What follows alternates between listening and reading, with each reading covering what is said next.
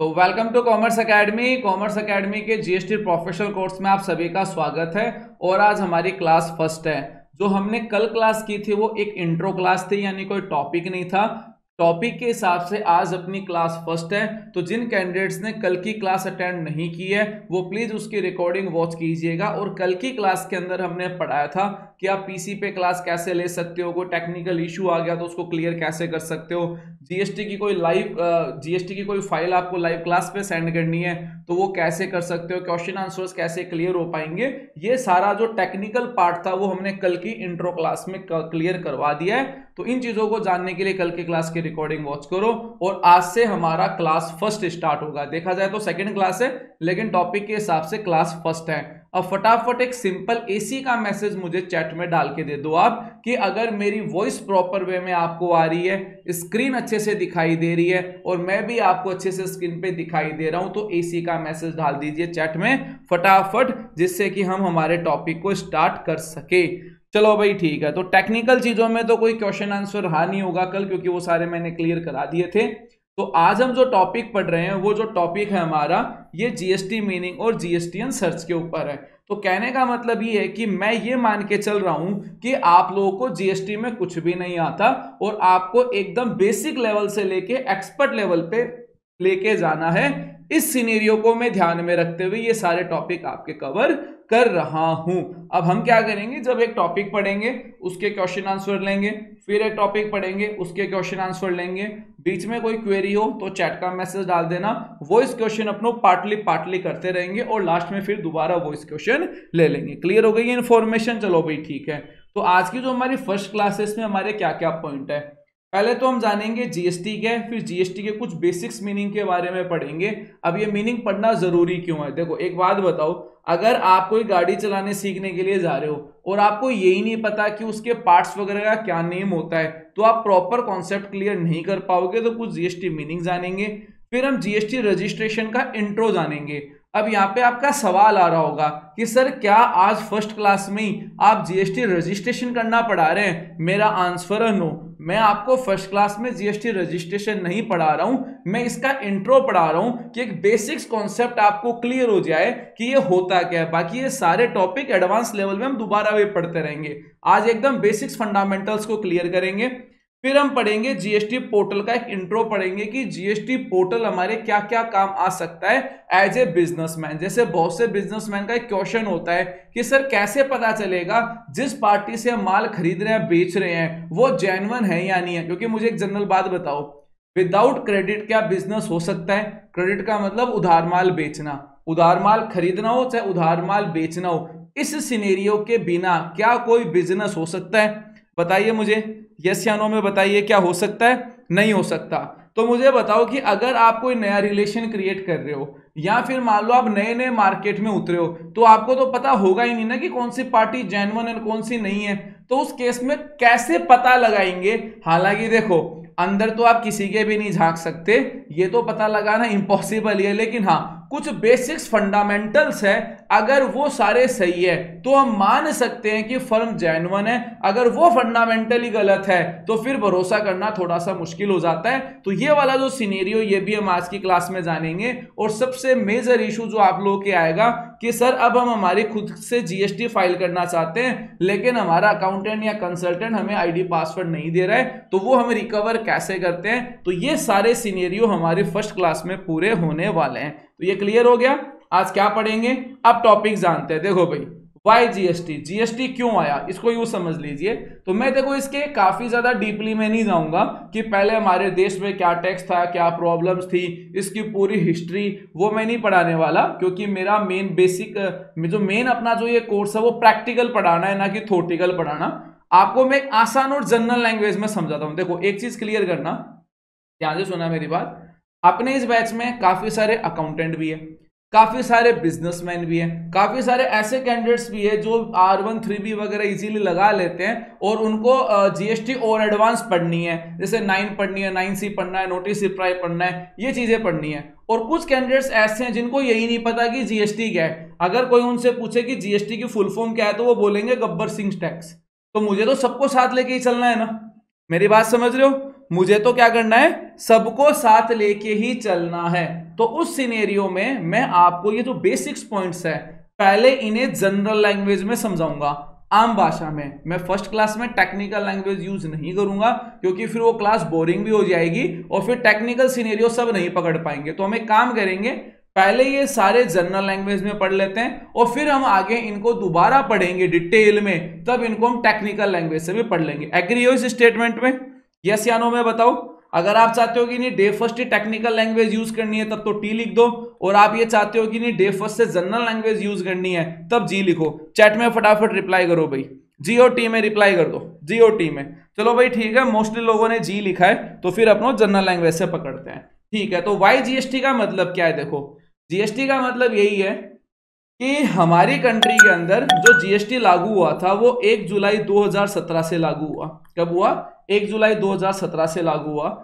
इससे पहले हमारी कंट्री में जो टैक्स लगता था वो वेट लगता था। वेट में काफी सारी कमियां थी, उनके ऊपर टेक्निकल बात नहीं करेंगे अभी, और उसमें बहुत सारी कमियां थी। यूं समझ लो कि टैक्स कस्टमर को पे भी ज्यादा करना पड़ रहा है और गवर्नमेंट के पास में टैक्स नहीं पहुंच रहा था। इसलिए इस वेट को खत्म करके नया मैकेनिज्म लगाया गया और उसको हम बोलते हैं GST, goods and service tax, और इसमें टैक्स की चोरियां काफी कम होती है। अब जनरल आप लोगों का क्वेश्चन होगा कि नहीं सर टैक्स की चोरी पहले भी होती थी आज भी होती है, तो मैं बता दूं पहले और आज के मुकाबले में बहुत ज्यादा फर्क है। पहले बहुत इजीली और बहुत ज्यादा हो पाती थी, और दूसरा क्या था कि उसकी वर्किंग करना अपने आप में बहुत बड़ा चैलेंज था, सब लोग परेशान थे। जीएसटी की वर्किंग बहुत ज्यादा इजी है और हर चीज का प्रॉपर वे बना हुआ है, इसलिए जीएसटी ज्यादा बेहतर है वेट से। एक तो ये स्टेटमेंट है। दूसरा क्या है कि मैं आपको थोड़ा सा एक ग्राफ से समझा देता हूं एकदम देसी लैंग्वेज में। आप इसे यूं समझ लो कि सिनेरियो ये था कि पहले यूं समझो कि ये एक बंदा है, ठीक है, और इसका नाम है मुकेश। क्या नाम है भाई? इसका नाम मुकेश है, और इसके पूरे भारत में बिजनेस चलते हैं, पूरे भारत में इसके बिजनेस चलते हैं, और इसको क्या टाइम नहीं है पैसे कलेक्ट करने का। क्या नहीं है इसको? टाइम नहीं है पैसे कलेक्ट करने का। तो इसलिए क्या करा, इसने एक बंदा दूसरा अपॉइंट किया, और इसका नाम मान लो, इसका नाम अपनो मान लेते हैं, ड्राइंग थोड़ी मेरी ज्यादा अच्छी नहीं है फिर भी मेरी भावनाएं समझ जाना। इस बंदे को अपॉइंट किया और इसका नाम अपनो रख लेते हैं राहुल। नाम तो सुना ही होगा आपने, राहुल, ठीक है, ये अपनों ने रख लिया नाम, ठीक है। अब सीन ये हुआ कि मुकेश यानी जिसका बिजनेस चलता है उसने राहुल को कहा कि देख भाई मेरे को पैसे कलेक्ट करने का टाइम नहीं है, तू एक काम करना, हर महीने की 1 तारीख को मेरी जितनी भी पार्टी है वो तेरे को पैसे दे देगी, और वो तू सारे पैसे कलेक्ट कर लेना, जितना तेरा कमीशन बनता है वो कमीशन काट लेना, और वो सारे के सारे पैसे मुझे दे देना। राहुल ने क्या करा? डन करा। यहां तक समझ में आ रहा है सभी को? यहां तक समझ में आ रहा है? ठीक है। अब सीन ये हुआ कि जैसे ही मंथ एंड हुआ, राहुल को किसी पार्टी ने 10 लाख रुपए दिए, किसी पार्टी ने 15 लाख रुपए दिए, किसी पार्टी ने 20 लाख रुपए दिए, ठीक है। अब राहुल को करना क्या चाहिए था? ये सारा पैसा कलेक्ट करना था, जो इसका कमीशन बनता है वो काट लेना था, और बाकी ये सारा का सारा पैसा मुकेश को भेज देना था। बोलो यस या नो? यही तो डील हुई थी जो इन दोनों ने एग्री किया था। लेकिन जो ये राहुल है ना, ये पीता था हॉर्लिक्स दूध में मिला के, और इससे बच्चे क्या बन जाते हैं? टॉलर, स्ट्रॉन्गर और शार्पर। और राहुल ने दिमाग क्या लगाया? राहुल ने क्या कहा मुकेश को कि भाई मेरे को तो किसी ने पैसा ही नहीं भेजा, यानी ये सारे के सारे पैसे अपने पास में रख लिए, और मुकेश को क्या बोला कि मेरे को तो किसी ने पैसा ही नहीं दिया, और मैं तेरा यहां पे काम कर रहा हूं, तू बदले में मेरे को पैसे दे। बोलो ये चीज गलत है या नहीं है? बोलो ये चीज गलत है या नहीं है? गलत है। बस यही जीएसटी है। मतलब इस मुकेश को किसी बंदे ने कहा, यानी यूं समझ लो ये राहुल है ना, ये कुछ ऐसे व्यापारी है, कुछ सारे नहीं, कुछ ऐसे व्यापारी है जो जीएसटी का सारा पैसा, अपने टैक्स का पैसा सारे अपने पास रख लेते हैं। ये जो मैंने सिनेरियो ये बताया, ये हो गए कंज्यूमर, यानी कंज्यूमर ने टैक्स का पैसा इसको दिया, और इस पार्टी ने गवर्नमेंट को क्या कहा? पैसा आया ही नहीं। अब इस मुकेश को अपना पैसा कलेक्ट करने के लिए कोई ना कोई तो रूल बनाना ही पड़ेगा। तो मुकेश लेके आया जीएसटी। अब जीएसटी लाने से क्या हुआ कि ये राहुल है उस लेवल पे फर्जीवाड़ा नहीं कर पाया जिस लेवल पे ये पहले कर पाता था। अब समझ में आ गई? एक सिंपल मैंने बाल हंस की तरह एक स्टोरी सुना के आपको चीजों को क्लियर कराया है कि पहले लूप होल ज्यादा थे, अब नहीं है, जीएसटी से वर्किंग काफी इजी हो गई है। तो एज ए थ्योरेटिकल यही जीएसटी है, एज ए थ्योरेटिकल यही जीएसटी है अपने वाले कोर्स के हिसाब से। बाकी इसके कुछ पेपर्स है वो मैं प्रोवाइड करवा दूंगा, वो रीड कर लेना। अपनों प्रैक्टिकल सिनेरियो के ऊपर बात करते हैं। दूसरा पॉइंट, जीएसटी की फुल फॉर्म क्या होती है? जीएसटी की फुल फॉर्म होती है goods and services tax. Services tax होती है, सर्विस टैक्स नहीं होती है, इसका ध्यान रखना। अब अपनों सेकंड पॉइंट पे चलते हैं, जीएसटी मीनिंग पे। अब जनरली अपनी क्लास अब स्टार्ट हुई है देखा जाए तो। अब जीएसटी मीनिंग में सीन क्या है देखो, आज हम ये बेसिक इतने मीनिंग पढ़ेंगे। जीएसटी मीनिंग का मतलब यही है कि उसकी लैंग्वेज थोड़ा सा पकड़ पाओ।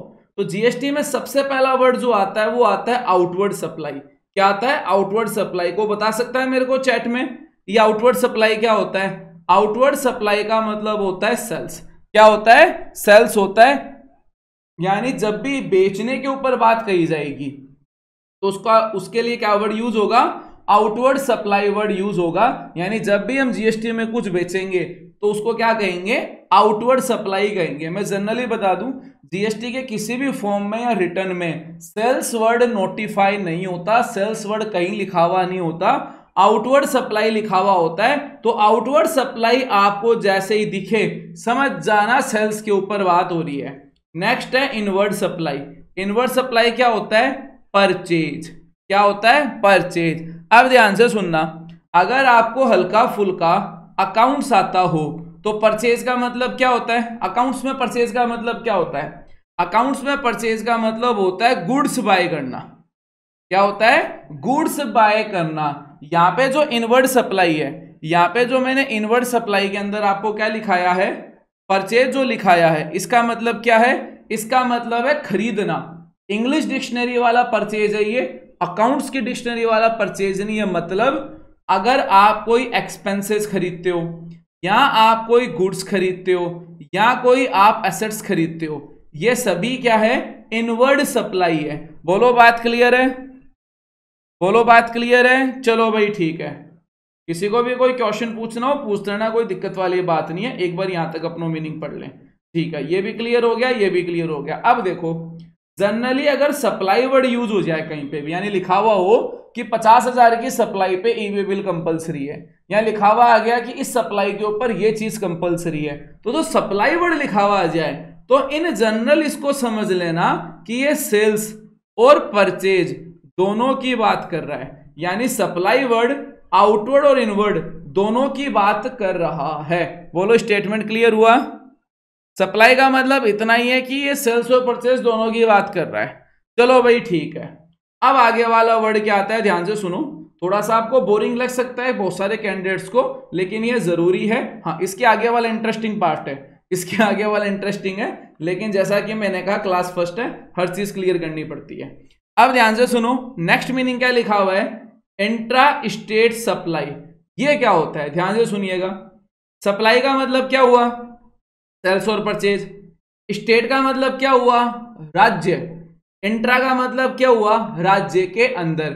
जिनकी इंग्लिश मेरी तरह कमजोर है वो अपने रजिस्टर में नोट कर लो, इंट्रा का मतलब होता है राज्य के अंदर, स्टेट के अंदर। तो अगर मैं इस पूरी लाइन यानी इस पूरे मीनिंग को पढ़ूं तो इसका मतलब क्या निकलता है? राज्य के अंदर किसी भी प्रकार का माल बेचा जा रहा है या खरीदा जा रहा है, उसे क्या बोलेंगे? इंट्रा स्टेट सप्लाई बोलेंगे। बोलो स्टेटमेंट क्लियर है? राज्य के अंदर कुछ भी खरीदा या बेचा वो हुआ हमारा इंट्रा स्टेट सप्लाई। चलो भाई ठीक है। नेक्स्ट होता है इंटर स्टेट सप्लाई। सप्लाई का मतलब खरीदना बेचना, स्टेट का मतलब राज्य, इंटर का मतलब राज्य के बाहर। राज्य के बाहर, अगर मैं राज्य के बाहर किसी भी प्रकार की गुड्स और सर्विस दूंगा या कुछ भी मैंने बेचा राज्य के बाहर या खरीदा बाहर से खरीदा, तो वो क्या होगा? मेरी इंटर स्टेट सप्लाई होगी। बोलो बात क्लियर है? Out of state, between state, ये सब इंटर स्टेट सप्लाई है। बोलो क्लियर हो गया स्टेटमेंट? चलो ठीक है। अब ध्यान से सुनो, जीएसटी में नॉर्मली ये 4 प्रकार के टैक्स होते हैं। एक होता है आईजीएसटी, एक होता है सीजीएसटी, एक होता है एसजीएसटी और एक होता है यूटीजीएसटी। यूटीजीएसटी को एक बार साइड में रखते हैं, इन तीन के ऊपर बात करते हैं। मुझे यस या नो में बताओ, कहीं ना कहीं आपने इनके नाम सुने होंगे, कहीं ना कहीं तो सुने होंगे। तो पहले अपन बात करते हैं सीजीएसटी और एसजीएसटी की। तो सबसे ज्यादा जो हमारा पाला पड़ता है, यानी जिसको हम सबसे ज्यादा जानते हैं, वो हमारा है सीजीएसटी और एसजीएसटी।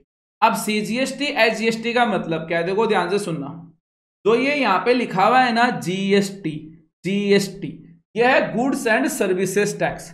सी का मतलब होता है सेंट्रल, एस का मतलब होता है स्टेट, सी का मतलब सेंट्रल, इसका मतलब केंद्र सरकार का पैसा, एस का मतलब स्टेट, किसका मतलब राज्य सरकार का पैसा। अब एक चीज और बता दूं, जो स्टेट गवर्नमेंट्स होती है ना, स्टेट गवर्नमेंट्स, वो क्या करती है, जब भी कोई आपको नोटिस देगी या कोई भी जीएसटी की वर्किंग करेगी, तो वो क्या एसजीएसटी नहीं लिखेगी कभी भी। जैसे मान लो मैं राजस्थान से बिलोंग करता हूं, तो राजस्थान गवर्नमेंट क्या लिखेगी, आरजीएसटी। मान लो कोई बिहार से बिलोंग करता है, तो वो क्या लिखेंगे, बीजीएसटी। कोई हरियाणा से बिलोंग करता है, वो लिखेंगे एचजीएसटी। समझ में आ गई बात है ना। ये गवर्नमेंट अपने नोटिस वगैरह या अपने पेपर में इस तरह से मेंशन करती है, लेकिन ये जनरली होता क्या है, ये जनरली होता है एसजीएसटी होता है। हमें बुक्स ऑफ अकाउंट्स में एसजीएसटी लिखना है। मैंने बस नॉलेज के लिए बताया है कि मान लो कोई पेपर पढ़ो, सर ये बीजीएसटी क्या आ गया, हमें तो सर ने बीजीएसटी के बारे में बताया ही नहीं। अरे भाई साहब, बिहार गवर्नमेंट ने कोई लेटर जारी करा है तो उसको बीजीएसटी बोलेंगे, Bihar goods and services tax. Clear हो गई बात ये, चलो भाई ठीक है। आप सुनो आगे की बात। तो मुद्दा ये है कि ये तो क्लियर हो ही गया आपको कि सीजीएसटी और एसजीएसटी का मतलब क्या है।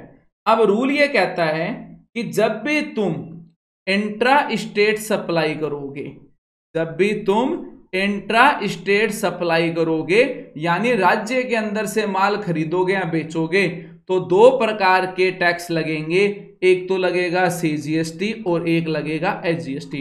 बोलो स्टेटमेंट क्लियर है।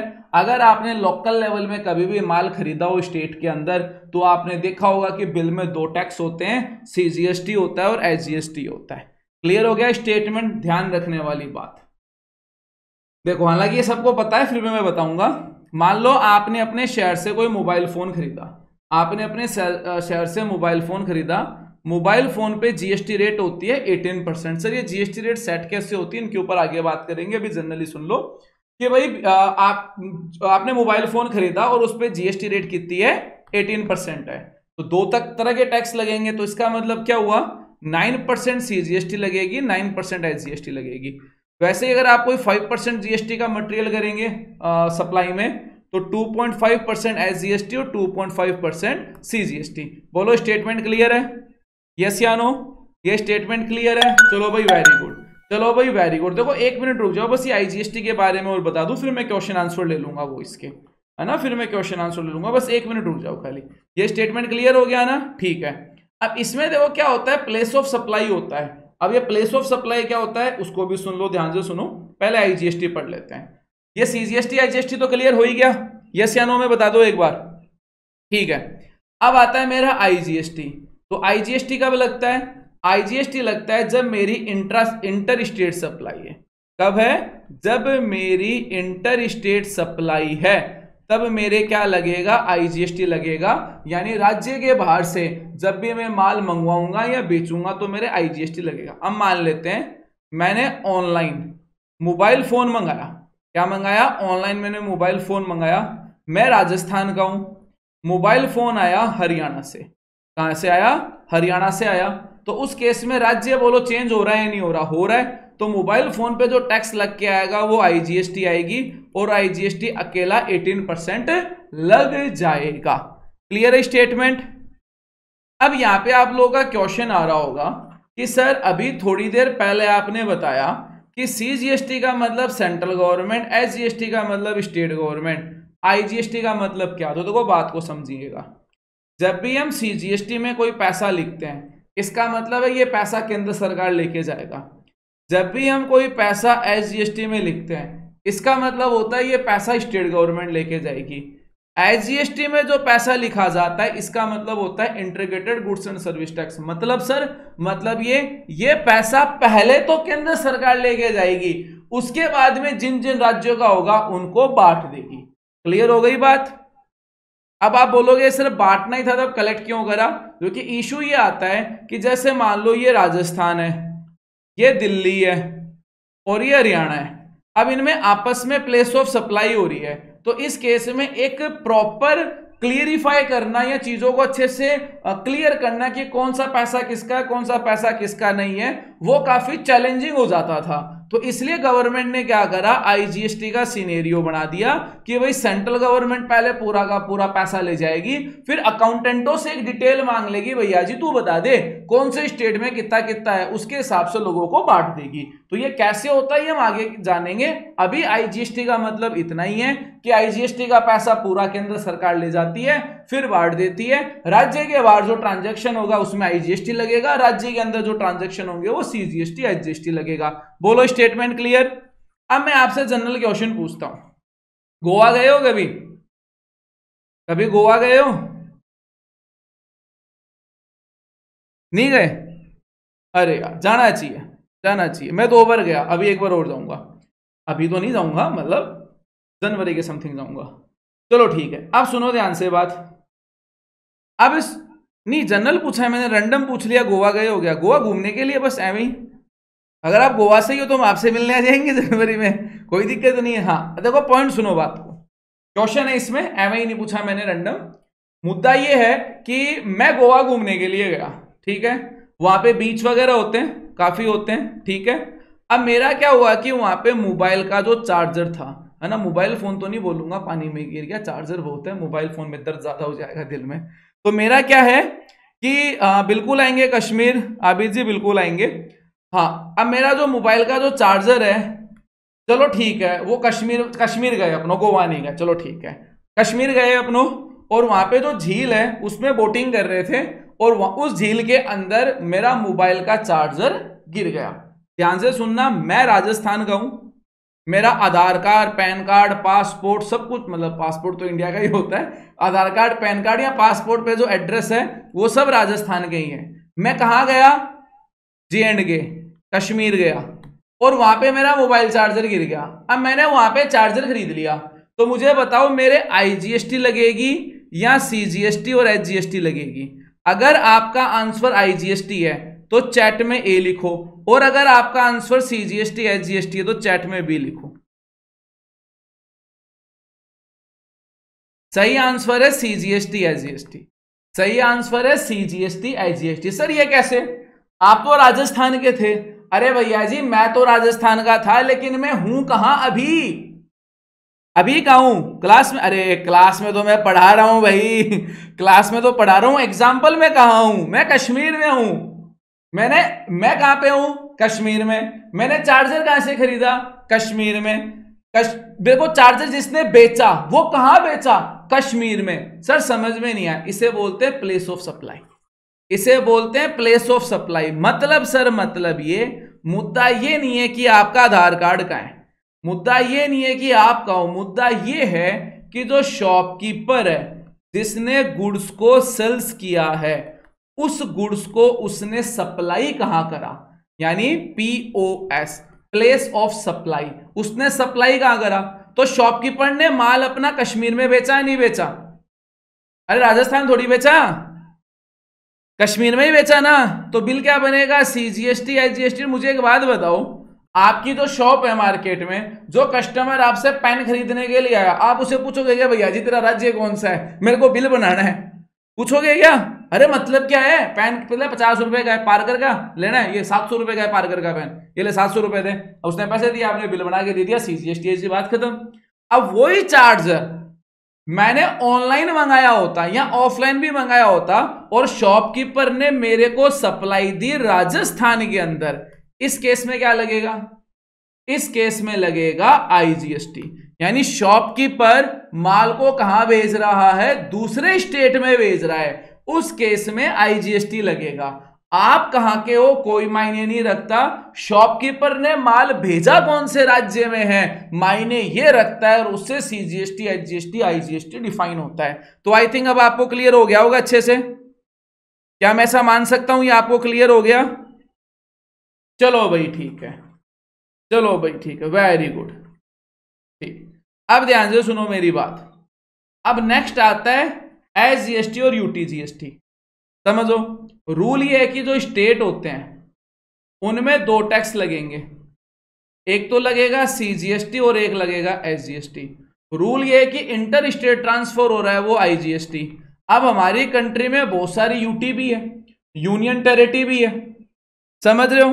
अब सुनो, दिल्ली को थोड़ा सा बाहर रखना इसके अंदर, क्योंकि दिल्ली कई मामलों में यूनियन टेरिटरी है लेकिन इसकी खुद की विधानसभा है, तो टैक्सेशन लॉ के अंदर हम इसे यूनियन यूटी नहीं मानते। वैसे दिल्ली यूटी नहीं है, पूरी यूटी नहीं है, मुद्दे की बात है इसमें विधानसभा वाला रूल आ जाता है। तो यूं समझ लो कि इस स्टेट का सीएम है, तो इस केस में टैक्स कलेक्शन हो रहा है यहां पे। तो कहने का मतलब यही है, आप इसको यू दिल्ली को बाहर रखना है, अपनों को बात इतना ही है। तो कहने का मतलब है कि जो पूर्ण रूप से 100% यूटी है ना, देखो कश्मीर यूटी है, देखो कश्मीर वैसे यूटी नहीं है, मैं आपको क्लियर कर दूं। 370 हटने के बाद में जो लद्दाख का जो एरिया था वो 100% यूटी है। कश्मीर 100% यूटी नहीं है। यहां पे चुनाव होंगे, विधानसभा होगी और यहां पे सीएम होगा। अभी नहीं है लेकिन वर्किंग स्टार्ट हो चुकी है। तो उस केस में मैं कहना क्या चाह रहा हूं, देखो ध्यान से सुनिएगा, कहना यह चाह रहा हूं कि अगर मैं लद्दाख के अंदर मोबाइल चार्जर खरीदता हूं, मैं भी लद्दाख में हूं, या यूं समझ लो लद्दाख के बिजनेसमैन ने प्लेस ऑफ सप्लाई लद्दाख के अंदर ही करी, यानी लद्दाख ने इंट्रा स्टेट सप्लाई करी, लद्दाख ने इंट्रा स्टेट सप्लाई करी। उस केस में दो टैक्स लगेंगे, एक तो लगेगा सीजीएसटी और एक लगेगा यूटी जीएसटी। बोलो बात क्लियर है, बोलो बात क्लियर है। वही पढ़ा रहा हूं मैं, दिल्ली वाला भी बता देता हूं, ठीक है, क्लियर हो गई बात, ठीक है। लेकिन दिल्ली है उसने क्या करा, सप्लाई कर दी इंट्रा स्टेट, तो सीजीएसटी और एसजीएसटी लगेगा।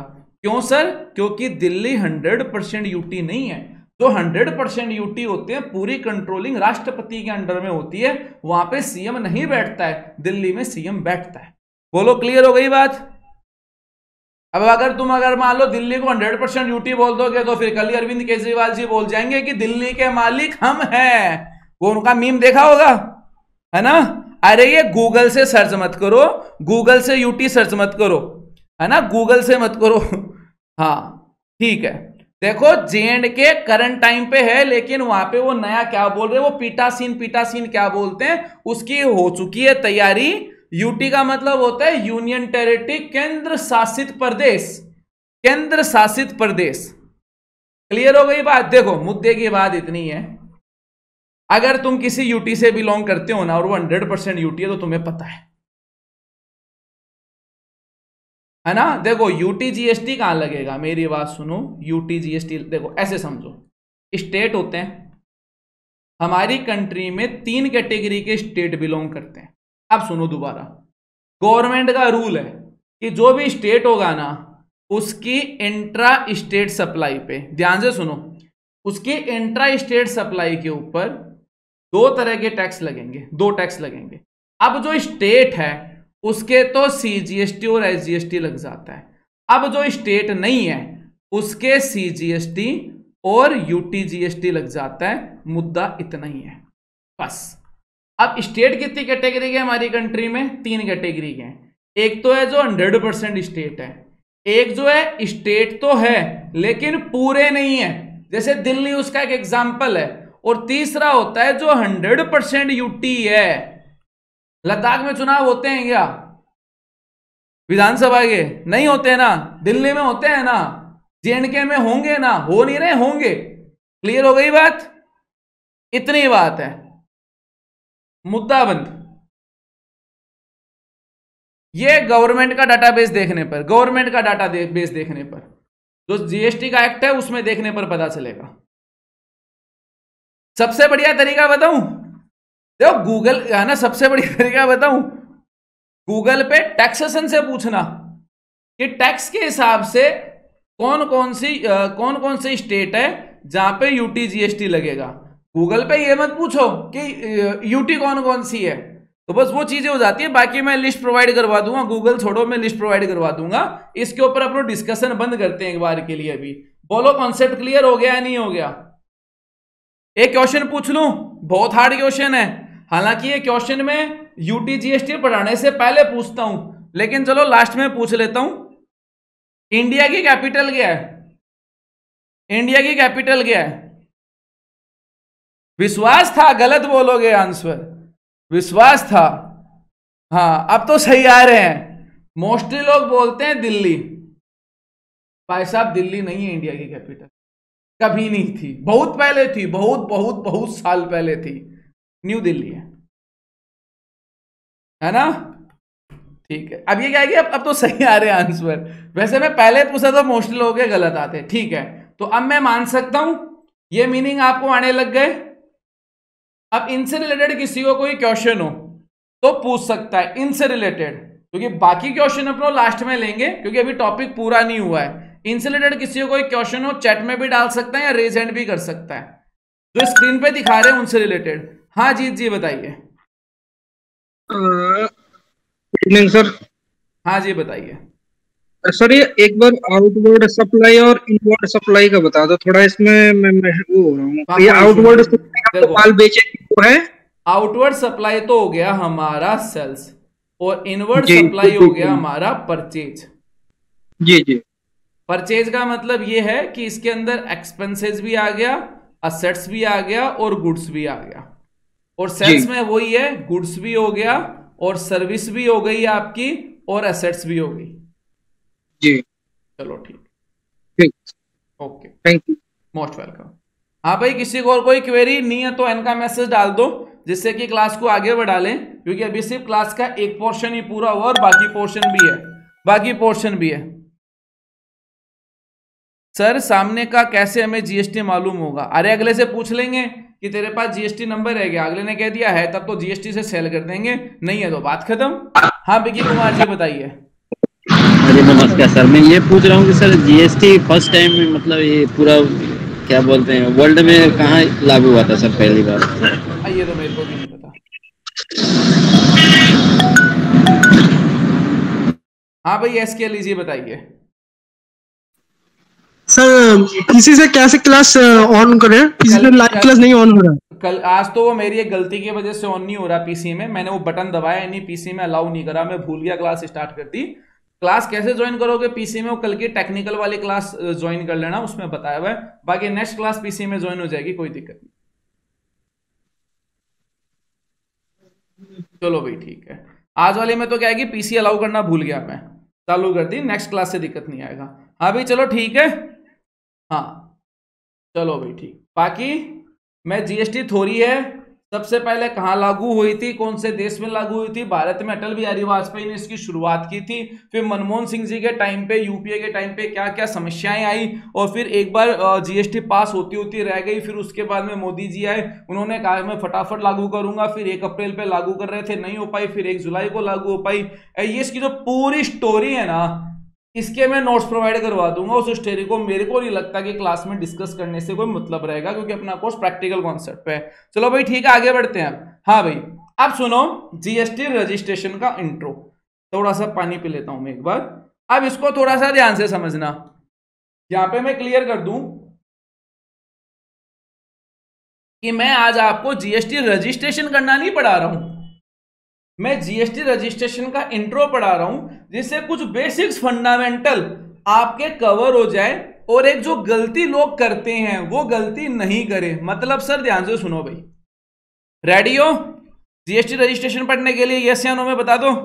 हाँ मैं क्लियर कर दूं, आज मैं जीएसटी रजिस्ट्रेशन के सारे रूल भी नहीं बता रहा, जनरल लैंग्वेज में बताऊंगा कि हल्का हल्का हर टॉपिक से अपना टच कर लें। आज 2 चीजें अपना प्रैक्टिकल भी पढ़ेंगे, है ना, प्रैक्टिकल भी पढ़ेंगे, तो बस थोड़ा सा टच कर रहे हैं कि हल्का हल्का ध्यान आ जाए।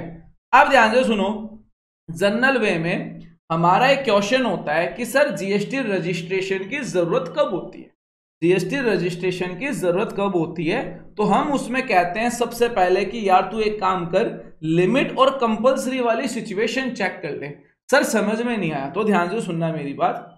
मुद्दा ये है, मैं फिर से बोल दूं, जीएसटी रजिस्ट्रेशन के मैं सारे रूल नहीं पढ़ा रहा हूं, इन जनरल बता रहा हूं। यूं समझ लो कि 40% 40 भी नहीं 30% के तक मैं एक जनरल चीज बता रहा हूं, जिससे आइडिया हो जाए कि होता क्या है। ठीक है ध्यान से सुनिएगा। तो इन जनरल हम यही मान के चलते हैं कि अगर आपके बिजनेस का टर्नओवर 20 लाख रुपए से ऊपर जा रहा है तो आपको जीएसटी रजिस्ट्रेशन लेना पड़ेगा। मतलब सर, अगर आपका टर्नओवर 20 लाख रुपए से नीचे है तो आपको जीएसटी रजिस्ट्रेशन लेने की कोई जरूरत नहीं है, मगर आप लेना चाहें तो ले सकते हैं। सर समझ में नहीं आया? मतलब पहला वर्ड मैंने बोला टर्नओवर। ये टर्नओवर क्या होता है? ये सेल्स होता है। क्या होता है? सेल्स। पूरे साल में आप कितने का माल बेच रहे हैं, ये होता है आपका टर्नओवर। सर मैंने 30 लाख रुपए का माल खरीदा और मैंने बेचा 70 लाख रुपए में, तो मेरा टर्नओवर कितना हुआ? कोई बता सकता है? कोई 50 लाख मत बोल देना, वो प्रॉफिट है ना? हाँ, 70 लाख रुपए हुआ। कितना हुआ? 70 लाख रुपए। क्लियर हो गई बात? तो अगर आपका बिजनेस, अब टर्नओवर का मतलब समझ में आ गई ना, कि 20 लाख से ऊपर जाएगा या जाने वाला है, ये आपको प्रिडिक्शन भी करना होता है। या यूं मान लो कि 20 लाख से ऊपर अगर आपका टर्नओवर गया तो आपको जीएसटी रजिस्ट्रेशन लेना कंपलसरी है, और अगर आपके बिजनेस का टर्नओवर 20 लाख से नीचे रहेगा तो आप जीएसटी रजिस्ट्रेशन ले सकते हैं अगर आपको कोई नीड है तो। यहां पे एक स्टेटमेंट क्लियर कर दूं, इस नीचे वाली लाइन को पढ़ लो, ये मैंने अभी थोड़ी देर पहले लिखी थी। Return filing compulsory after GST registration. ध्यान से सुनना। मुझे बताओ, भारत में लोग मासूम हैं या नहीं है? भारतीय लोग मासूम होते हैं नहीं होते? देखो जुदेर जी, जब आपके पास जीएसटी रजिस्ट्रेशन ही नहीं है ना, तब जो आपकी सेल की वैल्यू है वही टर्नओवर है, वही टर्नओवर है। क्लियर है? उसमें टैक्स बिना टैक्स की तो बात ही नहीं हुई ना, सेल की वैल्यू ही टर्नओवर है। हाँ भाई मुझे बताओ, भारत के लोग मासूम होते हैं नहीं होते? यस या नो? होते हैं, बहुत मासूम होते हैं। तो कई बार क्या होते हैं, कोई मासूम सोच के लोग होते हैं, वो जोश में आके जीएसटी रजिस्ट्रेशन ले लेते हैं। स्टेटमेंट ध्यान से सुनना। माना कि आपका टर्नओवर अप्रोक्स 10 लाख रुपए, माना कि आपका टर्नओवर अप्रोक्स 10 लाख रुपए, और आपको जोश आ गया और आपने जीएसटी रजिस्ट्रेशन ले लिया। जीएसटी रजिस्ट्रेशन लेने के बाद में आप में आया दिमाग, और क्या दिमाग आया? बोले यार कंपलसरी तो 20 लाख के ऊपर है, जीएसटी सही है या नहीं है? बोले सर ने पढ़ाया था कि जीएसटी रजिस्ट्रेशन कंपलसरी 20 लाख रुपए से ऊपर है, तो मेरा तो अभी 10 लाख ही हुआ है, तो मैं तो टैक्स गवर्नमेंट को तब दूंगा जब 20 लाख से मेरा ऊपर क्रॉस करेगा, और मैं रिटर्न भी तब फाइल करूंगा जब मेरा 20 लाख से ऊपर क्रॉस करेगा, क्योंकि मेरा अभी तो 10 लाख ही है। तो ये मासूम सोच आपकी। मतलब ये पहला वर्ड तो समझते हैं, रिटर्न क्या होता है थोड़ा सा बताता हूं, बाकी नेक्स्ट क्लास में रिटर्न को बहुत डिटेल में मैं डिस्क्राइब करूंगा। रिटर्न यूं समझ लो कि जीएसटी रजिस्ट्रेशन लेने के बाद में मंथली बेसिस पे, जनरल समझ लो, अब कोई चैट में मत लिखना सर क्वार्टरली भी होती है एनुअल भी होती है, एक जनरल बात कर रहे हैं। मंथली बेसिस पे आपको कोई स्टेटमेंट गवर्नमेंट को देना होता है, उसको बोलते हैं रिटर्न। और अगर ये स्टेटमेंट मंथली बेसिस पे अगर आपने गवर्नमेंट को नहीं दिया तो आप पे लगेगी लेट फीस, इंटरेस्ट, पेनल्टी। अब आपने क्या समझा? आपने ये समझा कि जीएसटी रजिस्ट्रेशन तो ले लो, और जब 20 लाख से ऊपर क्रॉस करेगा तब गवर्नमेंट को टैक्स देंगे, तब रिटर्न फाइल कर देंगे। तो मैं बता दूं, अभी अलर्ट कर दूं, ये मासूम सोच अपने दिमाग में मत ले लेना। आपका टर्नओवर कितना ही हो मायने नहीं रखता, अगर रजिस्ट्रेशन ले लिया तो टैक्स लेना भी पड़ेगा, देना भी पड़ेगा, और रिटर्न भी फाइल करनी पड़ेगी। बोलो स्टेटमेंट क्लियर है या नहीं है? अब आप बोलोगे सर 20 लाख तक तो छूट है ना, तो ले ही मत, जीएसटी रजिस्ट्रेशन लो ही मत, अगर ले लिया तो फाइल करना पड़ेगा। ये स्टेटमेंट दिमाग में अच्छे से बिठा लेना। अब सुनो मेरी बात ध्यान से। तो हम ये पढ़ रहे थे कि 20 लाख से ऊपर टर्नओवर होने पर आपको जीएसटी रजिस्ट्रेशन लेना कंपलसरी है। 1 अप्रैल 2019 को सेंट्रल गवर्नमेंट ने स्टेट गवर्नमेंट को पावर दे दी, यानी पूरी कंट्रोलिंग सेंट्रल गवर्नमेंट की रहती है। सेंट्रल गवर्नमेंट ने क्या कहा स्टेट्स को कि तुम्हारे स्टेट में या तो लिमिट लगा लो 20 लाख रुपए, या लगा लो 40 लाख रुपए, या तो लगा लो 20 लाख रुपए या लगा लो 40 लाख रुपए। तो जो नॉर्मली जिन स्टेट में ज्यादा व्यापार होता है, महाराष्ट्र हो गया, दिल्ली हो गया, राजस्थान हो गया, तो इनमें क्या हुआ, इन स्टेट्स ने अपने यहाँ पे जीएसटी रजिस्ट्रेशन की लिमिट कर दी 40 लाख। तो इन जनरल सेंट्रल गवर्नमेंट के डाटाबेस के हिसाब से जीएसटी रजिस्ट्रेशन की लिमिट कितनी है, 20 लाख रुपीस। और मैं राजस्थान से बिलोंग कर रहा हूं और मैंने राजस्थान में प्लास्टिक के आइटम की शॉप ओपन करना चाह रहा हूं और मेरा टर्नओवर 35 लाख है, तो मेरे को जीएसटी रजिस्ट्रेशन लेने की जरूरत नहीं है, क्योंकि राजस्थान में लिमिट कितनी है, 40 लाख रुपए। बोलो स्टेटमेंट क्लियर है? ठीक है। अब एक सवाल पूछता हूं, आजकल हमारे स्टेट के जो सीएम है ना, वो डिस्ट्रिक्ट बहुत बना रहे हैं, मतलब जबरदस्त डिस्ट्रिक्ट बना रहे हैं एकदम भयंकर तरीके से। अब मान लो हमारे स्टेट के सीएम को रात को सपनों में जग जाए कि यार मैं राजस्थान में लिमिट करूंगा जीएसटी रजिस्ट्रेशन की 1 करोड़ की, क्या वो कर सकते हैं? नहीं कर सकते। सर क्यों? अरे भाई साहब स्लैब इतना ही है, स्लैब इतना ही है, 20 या 40 खेल लो इनमें आपस में खेल लो। बोलो बात क्लियर हो गई? और बाकी वो कर भी सकते हो तो बहुत लंबी प्रोसेस है, बाकी नहीं कर सकते, मैं क्लियर कर दूं। ठीक है भाई, क्लियर है। अब सुनो मेरी बात, यहाँ पे जो स्टेट नहीं है क्या अपने, जो अपने आसाम हो गए, नॉर्थ ईस्ट के हो गए, हिमाचल के हो गए, है ना, मेघालय वगैरह है, वहां पे लिमिट थोड़ी सी चेंज है, तो वो मैं आपको जीएसटी रजिस्ट्रेशन के क्लासेस में और डिटेल में क्लियर कर दूंगा। अभी अपना जनरल स्टेटमेंट पढ़ रहे हैं, ठीक है? तो ये स्टेटमेंट क्लियर हो गया। वैसे सर्विस के लिए यही होती है, तो अब ये फिर अपनो रजिस्ट्रेशन की क्लास में पढ़ लेंगे। अभी जनरल समझ लो कि सर्विस के केस में, यानी अगर कोई बिजनेस सिर्फ सर्विस का ही है, उसके लिए पहले भी 20 थी, आज भी 20 है। गुड्स के केस में कुछ स्टेट में 40 है और सेंट्रल गवर्नमेंट की लिमिट 20 है। बोलो स्टेटमेंट क्लियर हो गया? स्टेटमेंट क्लियर है? चलो भाई ठीक है। अब मैं आपसे एक सवाल पूछ रहा हूं, ध्यान से सुनना मेरा सवाल। मेरा नाम मोहित है, सभी जानते होंगे, नहीं जानते तो मैंने बता दिया। मैं राजस्थान से बिलोंग करता हूं, ये भी मैंने बता दिया। अब सिनेरियो ये है कि राजस्थान के अंदर मैंने 4 बिजनेस ओपन करे। मोहित नाम का कोई व्यक्ति है, राजस्थान का निवासी है, राजस्थान में लिमिट कितनी है, 40 लाख रुपीज। कितनी है भाई? 40 लाख रुपीज है, ठीक है। अब सिनेरियो है कि जो मेरी फर्स्ट शॉप है उसमें मेरा टर्नओवर जा रहा है 35 लाख रुपए का, सेकंड वाली शॉप में मेरा टर्नओवर जा रहा है 25 लाख रुपए का, थर्ड वाली शॉप में जा रहा है 45 लाख और फोर्थ वाली शॉप में जा रहा है 10 लाख। मुझे ये बताओ इनमें कौन कौन सी शॉप के अंदर मेरे को जीएसटी रजिस्ट्रेशन लेना कंपलसरी है? आपका आंसर है सर 1 नंबर, तो 1 लिख दो। आपका आंसर है सर 1 और 2, तो 1 और 2 लिख दो। अगर आपका आंसर है 1 और 3, तो 1 और 3 लिख दो। रिप्लाई तुरंत करें और सभी करें, नहीं वॉइस में नहीं लूंगा मैं इसका आंसर, फटाफट, छोटा सा ही है, छोटा सा ही है। तो मैं आपको बता दूं सभी में। सर ऐसे कैसे? बात समझो, व्यक्ति एक है, मालिक एक है, पैन कार्ड एक है।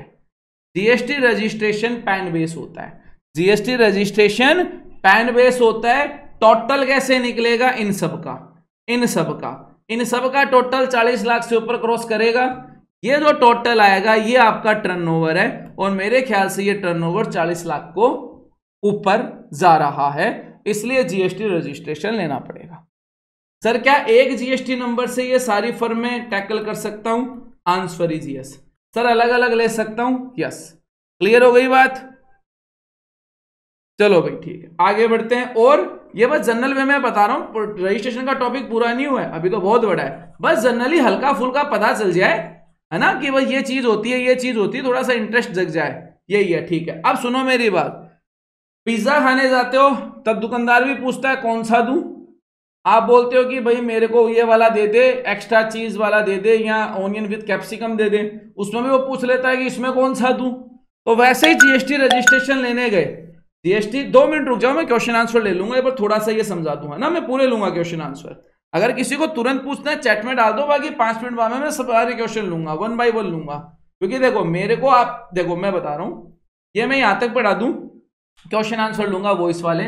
सर अभी क्यों नहीं ले रहे? क्योंकि मेरे को पता है तुम्हारे दिमाग में क्या क्वेश्चन आ रहे हैं। मेरे को 90% क्वेश्चंस के बारे में पता है जिनके आंसर मैं दे ही रहा हूं, तो इसलिए 10 मिनट तसल्ली रख लो। जैसे अभी एक स्लाइड पूरी करके क्वेश्चन आंसर लिए, वैसे ही इस स्लाइड को पूरी करके वॉइस क्वेश्चन लूंगा। हाँ इमरजेंसी है तो चैट में डाल दो एक बार के लिए, ठीक है। बाकी वॉइस तो ले ही लूंगा, 1 मिनट बाद में भी इमरजेंसी पूछा जा सकता है, 1 मिनट की या 5 मिनट की कोई बहुत बड़ी इमरजेंसी नहीं होती। सर सुपर चैट रखना था, जिसको जल्दी है। हाँ अभी जी ये चीज बढ़िया है, यूट्यूब की क्लास में ऐसे ही करेंगे, सुपर चैट रखेंगे। ये सही आइडिया, अच्छा दिया। हाँ भाई ध्यान से सुनो, भाई ध्यान से सुनो, कंपल्सरी वाली बात बताना भूल गया, कंपल्सरी का सुन लो। देखो भाई यहाँ पे एक एग्जम्पशन लिमिट भी होती है, उसको हम जीएसटी रजिस्ट्रेशन के क्लास में जानेंगे। यानी जैसे थोड़ा सा बताता हूँ, जिनकी एग्जाम सप्लाई होती है ना, प्योर 100% एग्जाम होती है, उनको फिर जीएसटी रजिस्ट्रेशन लेने की रिक्वायर्ड नहीं होती।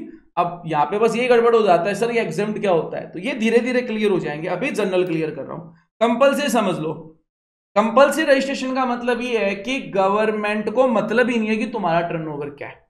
गवर्नमेंट को क्या नहीं है, मतलब ही नहीं है कि तुम्हारा टर्नओवर क्या है। गवर्नमेंट ने कह दिया तू ऑनलाइन सामान बेचना चाह रहा है, ई कॉमर्स बनेगा तू, तेरे को जीएसटी रजिस्ट्रेशन पहले दिन से लेना पड़ेगा, हमको मतलब ही नहीं है। क्लियर है। दूसरा सेगमेंट, तेरे को सप्लाई करनी है इंटर स्टेट, यानी तू राज्य के बाहर से माल खरीदना चाहता है, सॉरी सप्लाई करना चाहता है, राज्य के बाहर बेचना चाहता है, सॉरी खरीदना तो एक अलग कॉन्सेप्ट हो जाता है। तेरे को राज्य के बाहर माल बेचना है, तो जीएसटी रजिस्ट्रेशन पहले दिन से लेगा ही लेगा। बोलो बात क्लियर हुई या नहीं हुई? क्लियर हो गई? चलो भाई ठीक है। अब सुनो, है ना, अब सुनो ध्यान से। अब सिनेरियो ये है कि जीएसटी रजिस्ट्रेशन के कितने प्रकार हैं, एक तो रेगुलर और एक कंपोजिशन। एक तो रेगुलर है, दूसरा कंपोजिशन है। मतलब सर मतलब ये कि कंपोजिशन वाले में दो कैटेगरी होती है, एक तो होती है नॉर्मल वाली। अब ये नॉर्मल वाली कैटेगरी का मतलब क्या हो गया, नॉर्मल बिजनेस हो गया, जिसको ट्रेडिंग मैन्युफैक्चर वगैरह कहते हैं। और एक कैटेगरी हो जाती है ओनली सर्विस की। क्या हो जाती है? Only service. अब मान लो आपका टर्नओवर है 40 लाख रुपए का और आप सर्विस का बिजनेस करते हो, तो आपके पास में दो चॉइस है, या तो अपना रजिस्ट्रेशन रेगुलर में ले लो, या फिर अपना रजिस्ट्रेशन कंपोजिशन की सर्विस की स्कीम में ले लो। क्या ले लो? सर्विस की स्कीम में ले लो। बोलो बात समझ में आ रही है नहीं आ रही? समझ में आ रही है? ठीक है, दो ऑप्शन। तो कहने का मतलब है कि यहां पे मैंने लिख दिया 1.5 करोड़, तो इसका मतलब ये नहीं है कि मान लो किसी का बिजनेस 1.5 करोड़ तक है तो उसे कंपोजिशन के नॉर्मल में ही आना पड़ेगा, नहीं, ऐसा नहीं है, ऐसा नहीं है। ये दोनों ही स्कीम है, ये ऑप्शनल है। क्या है? ऑप्शनल है। अब यहां पे मैं क्लियर कर दूं, जीएसटी रजिस्ट्रेशन दो प्रकार के होते हैं, रेगुलर होता है, कंपोजिशन होता है। Composition normally small tax payer लेते हैं जिनका टर्नओवर 1.5 करोड़ तक होता है। तो अभी जो मैं आपको जो भी रूल रेगुलेशन पढ़ा रहा हूं वो कंपोजिशन के नहीं पढ़ा रहा हूं। पहले हम पूरा का पूरा रेगुलर का सेगमेंट क्लियर करेंगे। बोलो स्टेटमेंट क्लियर है या नहीं है? सर कंपोजिशन बिल्कुल भी टच नहीं करोगे, आज नहीं करूंगा, क्योंकि जब तक रेगुलर के रूल नहीं आएंगे और रेगुलर के प्रैक्टिकल नहीं आएंगे तो कंपोजिशन में परफेक्ट नहीं होगे। कंपोजिशन हम पूरा पढ़ेंगे, बहुत ही ज्यादा खींच के पढ़ेंगे, लेकिन आज नहीं पढ़ेंगे। आज हमारा मेन फोकस होगा रेगुलर। बोलो बात क्लियर हुई या नहीं हुई?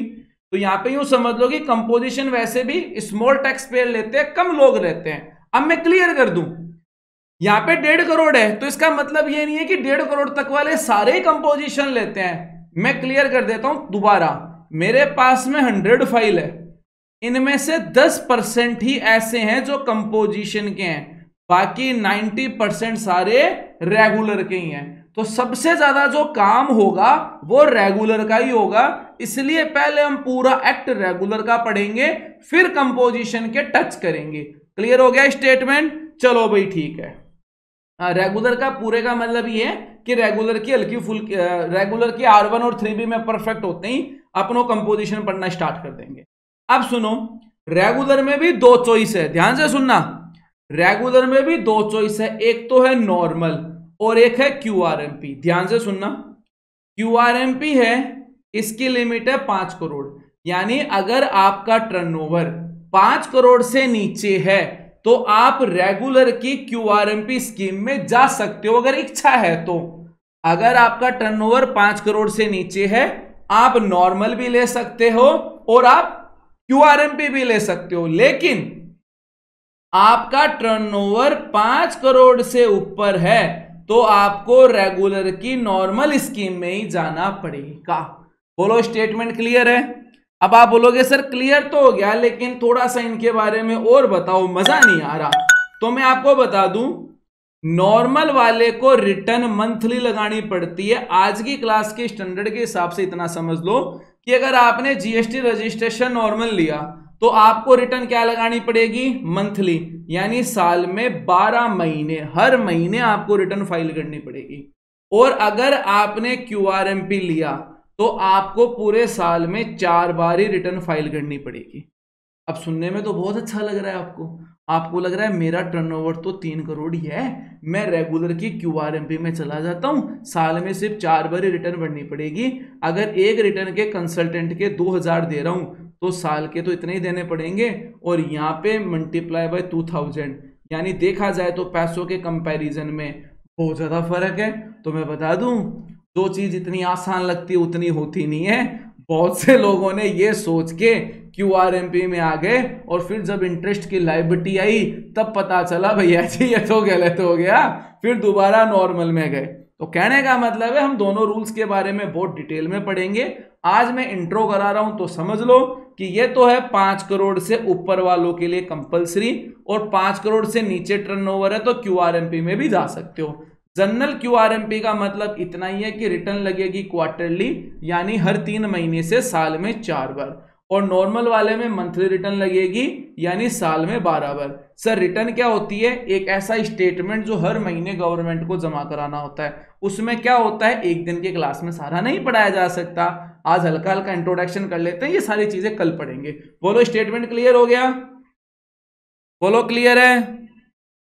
कोई दिक्कत नहीं सोनू जी, हो जाता है गलती से, ठीक है। अब कंपोजिशन मैंने बता दिया, सुनाने के लिए क्या है, लेकिन फिर भी थोड़ा सा बता दूं, कंपोजिशन में बहुत सारी रिस्ट्रिक्शंस है, तो वो एक दिन में पूरा नहीं हो सकता। जो स्मॉल टैक्स पेयर होते हैं वो इनकी जो कंडीशंस होती है अगर वो फुलफिल कर पा रहे हैं तब तो कंपोजिशन स्कीम आपको बेनिफिट देगी, और अगर कंपोजिशन की कंडीशन अगर आप फुलफिल नहीं कर पा रहे तो आपको नुकसान देगी। तो इस चीज का अपनों को ध्यान रखना है। और बाकी जो देसी तरीका एकदम बेस्ट है, जिसमें दिमाग पे हेडेक चाहिए ही नहीं, वो रेगुलर है, नॉर्मल वाला।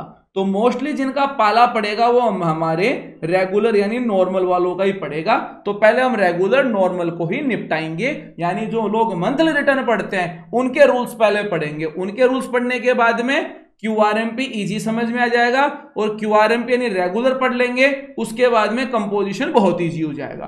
बोलो स्टेटमेंट क्लियर? अब इस स्क्रीन पे किसी को भी मेरे से वॉइस क्वेश्चन पूछना है तो रेज हैंड कर लो, मैं आंसर दे दूंगा, माइक ऑन कर दूंगा। चैट में भी पूछना चाहो चैट में भी पूछ सकते हो। हाँ भाई बताइए, किसी को यूं तो नहीं लग रहा ना कि फास्ट चल रहे हैं, या यूं लग रहा हो कि सर स्लो चल रहे हैं? थोड़ा सा स्टार्टिंग की नई क्लासेज है, स्लो चलना पड़ेगा, क्योंकि देखो मेरे को तो सभी कैंडिडेट्स को ही टारगेट करना होता है। हाँ, अब जो लोग हॉर्लिक्स पीते हैं तो उनके लिए मैंने कल ही बता दिया था कि जिनको जल्दी जल्दी जल्दी जल्दी सब कुछ करना है तो प्रीवियस बैच की रिकॉर्डिंग हम इस करंट बैच के फोल्डर में डाल देंगे, तो जल्दी जल्दी जल्दी जल्दी कर लेना। बाकी हम हर चीज को, छोटी से छोटी चीज को टारगेट करके आगे से आगे पढ़ेंगे। चलो ठीक है, कोई क्वेश्चन नहीं आ रहा, आगे बढ़ूं, आगे वाली स्लाइड पढ़ लें। चलो ठीक है, बाकी इसकी रिकॉर्डिंग भी देखना, कोई क्वेश्चन आए उसे नोट कर लेना, और नेक्स्ट क्लास के स्टार्टिंग में भी पूछ लेना, और ग्रुप चैट में भी पूछ सकते हो, लेकिन आप लोगों को अभी ग्रुप चैट में जोड़ा नहीं गया होगा। ग्रुप चैट में नहीं आया ना? ऑल जीएसटी का कोई ग्रुप आया क्या आप लोगों के? अभी शायद नहीं आया, मंडे तक आ जाएगा। प्रीवियस बैच की रिकॉर्डिंग भी नहीं आई होगी, मंडे तक ही आएगी, फिर मंडे तक ही आएगी, मंडे तक आएगी, हाँ मंडे तक आ जाएगी, फिर उसमें भी पूछ सकते हो, ग्रुप चैट में भी पूछ सकते हो, बाकी लाइव में भी पूछ सकते हो। ठीक है, आगे बढ़ रहे हैं। अब देखो भाई, ये इंपॉर्टेंट पॉइंट है, ध्यान से सुनना, बहुत ज्यादा काम में आएगा। अब देखो, वैसे इसके बारे में लोग जानते हैं, सब जानते हैं, लेकिन यूज करना नहीं आता, और यूज क्या ले सकते हैं वो समझ में नहीं आता। समझ रहे हो मेरी बात? जैसे एक जनरल सवाल पूछता हूं मैं आपसे, जो ये एंड्रॉयड फोन होते हैं, जो स्मार्टफोन होते हैं, ये अच्छे होते हैं या बुरे होते हैं? गुड है या बैड है? एक घर के बाहर कोई व्यक्ति है जो आपको दिखा और उसके हाथ में AK-47 है, वो अच्छा है या बुरा है? इन दोनों के आंसर ही नहीं है। अगर ये क्वेश्चन इस तरह से पूछा जाए तो इनका आंसर ये है कि इन दोनों के आंसर कंडीशनेबल है। स्मार्टफोन अच्छे हैं जब इसका अच्छा यूज कर रहे हैं। अभी आप स्मार्टफोन का क्या कर रहे हो?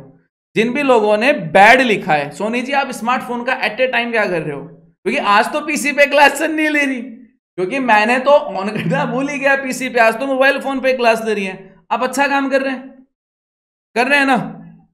बिल्कुल सही बात है। और अगर वही अपनों अगर खराब काम करेंगे उससे तो वो बैड हो गया। वो क्या हो गया? सिक्योरिटी। देखो सिक्योरिटी इशू कुछ नहीं है, दरवाजा अंदर से खुलता है। मैं पढ़ाऊंगा कोई दिन क्लास में टेक्निकल सिक्योरिटी वाला जो ये इशू है, ये ऐसे नहीं होता। दरवाजा हमेशा अंदर से खुलता है, बाहर से कभी नहीं खुलता।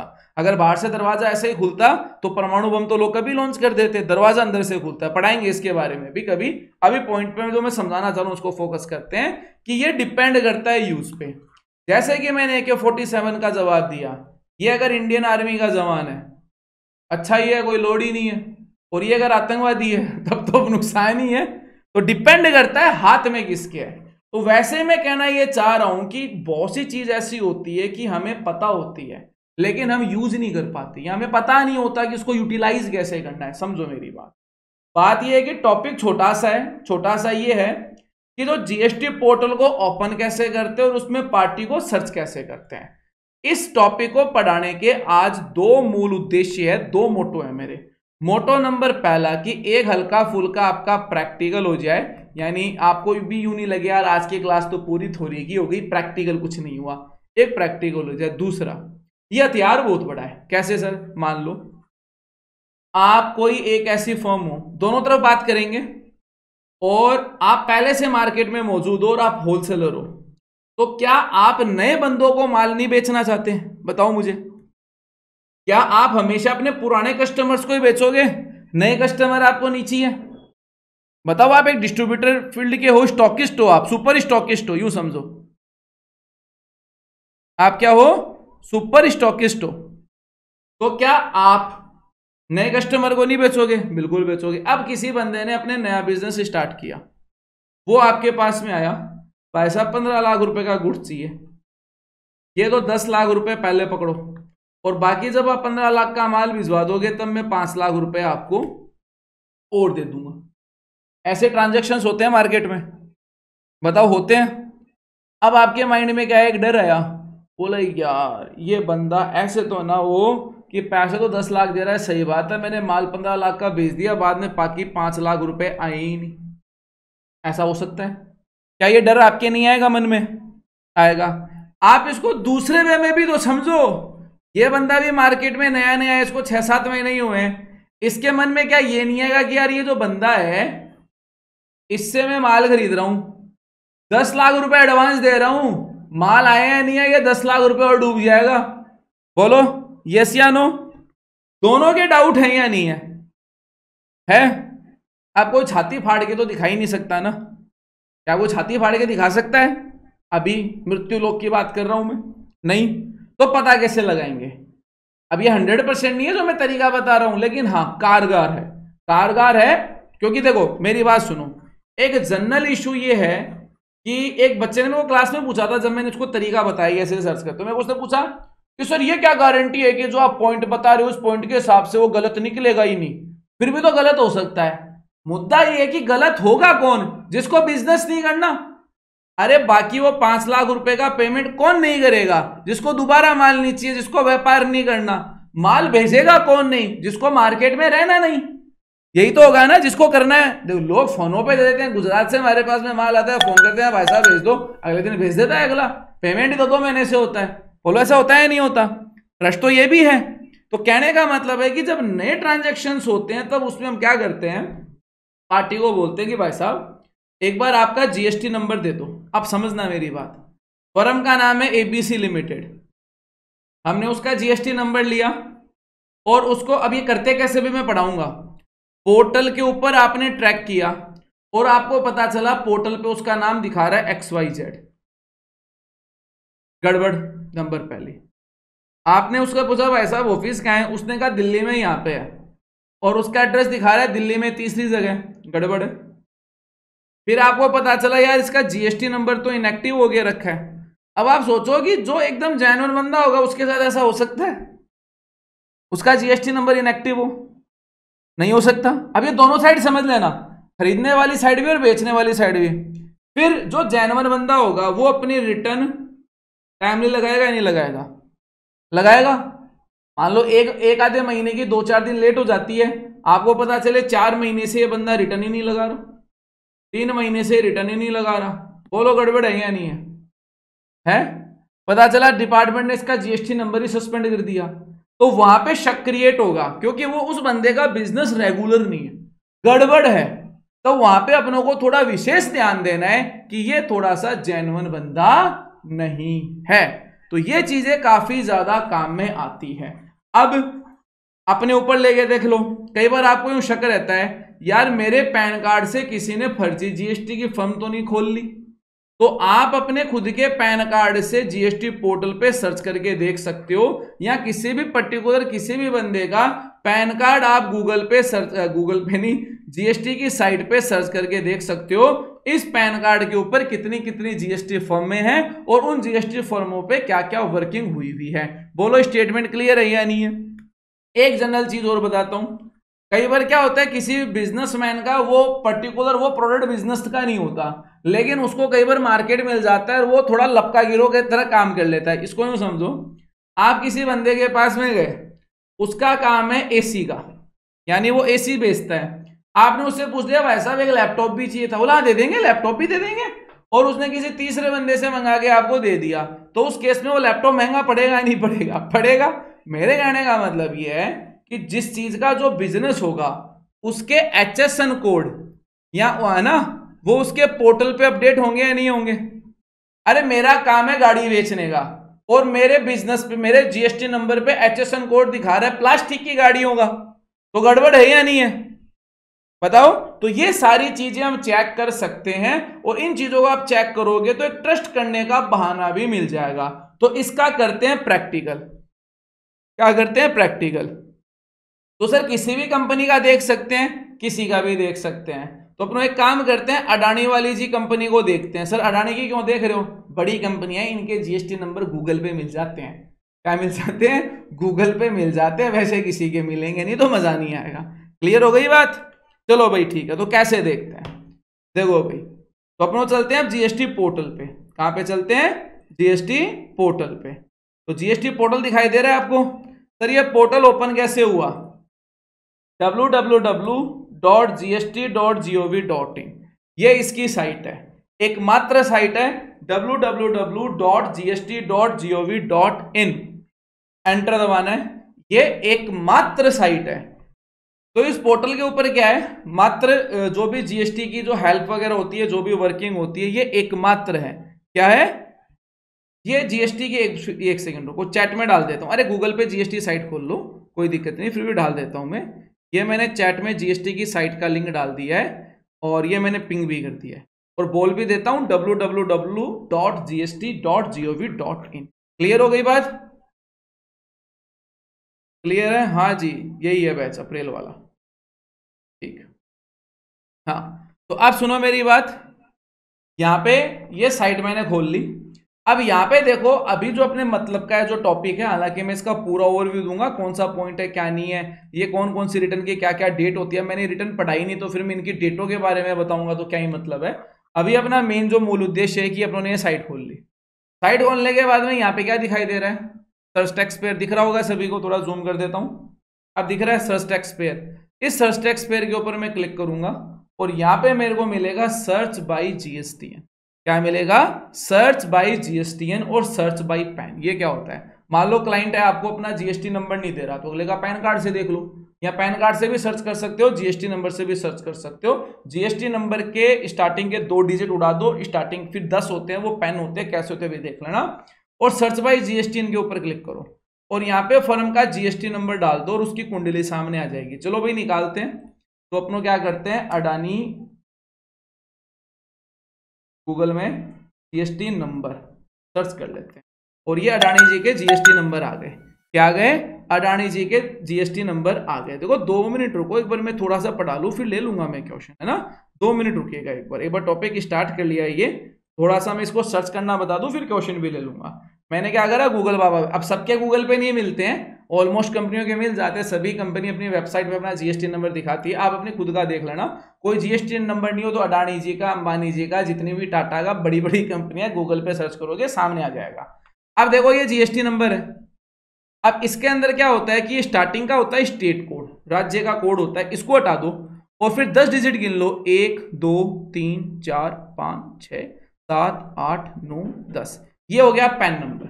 पैन नंबर से ही जीएसटी नंबर बनता है, तो पैन से भी सर्च कर लेंगे, जीएसटी से भी सर्च कर लेंगे। तो ये अडानी एंटरप्राइज की लिमिटेड की फर्म अपनों को देखना ये टाइम टू टाइम रिटर्न लगाती है नहीं लगाती, तो इसको क्या बोलो, कॉपी कर लो। क्या कर लो, कॉपी कर लो, यहाँ पे पेस्ट कर दो। वैसे टाइप करना चाहिए क्योंकि कई बार ये नीचे वाला आता नहीं है डब्बा कैप्चे वाला, तो टाइप ज्यादा बढ़िया रहता है। और यहाँ पे फिर ये कैप्चा डाल दो 993386 और यहाँ पे सर्च पे क्लिक कर दो। अब कुंडली सामने, legal name Adani enterprise limited. अगला बोल रहा है मान लो मेरी फर्म का नाम है तो वो है हिमानी एंटरप्राइज, अब यहाँ पे लिखा हुआ है अडानी एंटरप्राइज। हाँ इतना और बता दूं, कोई भी जैसे सुनो, आपका नाम है जैसे सोनू तिवारी है, तो ऐसा हो सकता है ना कि आपके घर का नाम वो हो गोलू मोलू। एक जनरल बता रहा हूँ सोनू जी, आपका नाम लिखा हुआ था तो ऐसे नाराज मत हो जाना ना, सर ने मेरा नाम गोलू मोलू बता दिया। या कहीं आजकल ये नहीं चल रहा है क्या लोगों के, वो उसका नाम मोहन है फिर उसको बोलते हैं हाँ भाई मेरा सोना बाबू है। तो मतलब कहने का मतलब है एक व्यक्ति के दो नाम होते हैं, एक व्यक्ति के क्या होते हैं, दो नाम होते हैं। तो वैसे फर्मों के भी दो नाम हो सकते हैं। तो यहाँ पे देखो एडिशनल ट्रेड नेम भी आता है, तो कई बार ऐसा हो जाता है कि वो दो नाम यूज कर रहा है, तो यहाँ पे देख लेना व्यू पे क्लिक करके कोई और नेम भी है क्या। तो यहाँ पे अडानी जी अपना ही नाम यूज करते हैं, कोई एडिशनल ट्रेड नेम नहीं है, तो कोई दिक्कत वाली बात नहीं है। तो यहाँ पे नेम आ गया, ट्रेड नेम आ गया, कब से रजिस्ट्रेशन है, टैक्स पेयर कौन से में, रेगुलर में, जीएसटी नंबर एक्टिव है नहीं है। अब यहाँ पे इनएक्टिव लिखा हुआ आ गया, सस्पेंडेड लिखा हुआ आ गया। मान लो जिस बंदे से आप माल खरीद रहे हो उसके यहाँ पे जीएसटी इनएक्टिव है, सस्पेंडेड है, तो अगला जो आपसे जीएसटी ले रहा है उसकी तुम्हें आईटीसी मिलेगी क्या? कभी नहीं मिलेगी, टैक्स का पैसा मिलेगा ही नहीं कभी। तो कुल मिला के बात है कि यहाँ पे एक्टिव ही रहना चाहिए। फिर यहाँ पे आ रहा है, नीचे आओ, अगले का मेन बिजनेस का मोटो क्या है, ट्रेड और होलसेल ही है। किस किस नेचर ऑफ बिजनेस में वो एक्टिविटी करता है, तो ये बड़ी बड़ी फर्में सब पे नहीं करेगी तो क्या करेगी। यहाँ पे लिखा हुआ आ गया ना किस किस चीज का बिजनेस है, नाम आ गए ना प्रोडक्ट के। अब ये सारे ऐड करने होते हैं रजिस्ट्रेशन में ना, ये देखो गुड्स ये आ गए, सर्विस ये आ गया। अब मान लो ये बंदा, आप इसे मान लो ये पेट्रोलियम गैस ही खरीद रहे हो और इसके एचएसएल में पेट्रोलियम गैस है ही नहीं, सारा प्लास्टिक आइटम है, तो गड़बड़ है या नहीं है बताओ फर्म में, यस या नो बताओ भाई। गलत सर हमने क्लास से निकल रहे हैं, मेरी क्या लिखा है कम।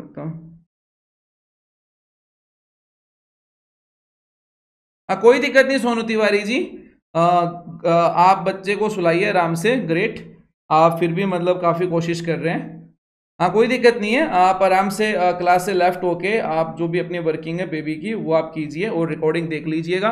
फिर भी कोई डाउट रहता है चैट में क्वेश्चन, ग्रुप चैट में क्वेश्चन डाल देना जो मंडे में ऐड हो जाएंगे, और दूसरा नेक्स्ट क्लास में पूछना, कोई इशू नहीं है। चलो ठीक है, अब आपको इसकी फिलिंग की सिनेरियो देखना है, तो शो फिलिंग टेबल पे क्लिक करो, यहाँ पे आ जाएगा कौन कौन से। अभी रिटर्नों के बारे में आप जानते नहीं हो, वो अलग मैटर है, लेकिन थोड़े दिनों में जान जाओगे। तो सबकी रिटर्न आ रही है ना, कौन कौन सी अब तक का क्या क्या भरी है, कौन सी डेट को भरी है।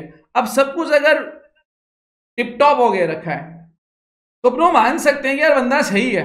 हालांकि देखो जैसा कि मैंने कहा सब कुछ सही होके भी गड़बड़ मिल सकता है, लेकिन जनरल एक विश्वास करने का बहाना है। अब इसका मान लो यही सही नहीं होगा तो फिर वही बात है, फिर सही क्या होगा।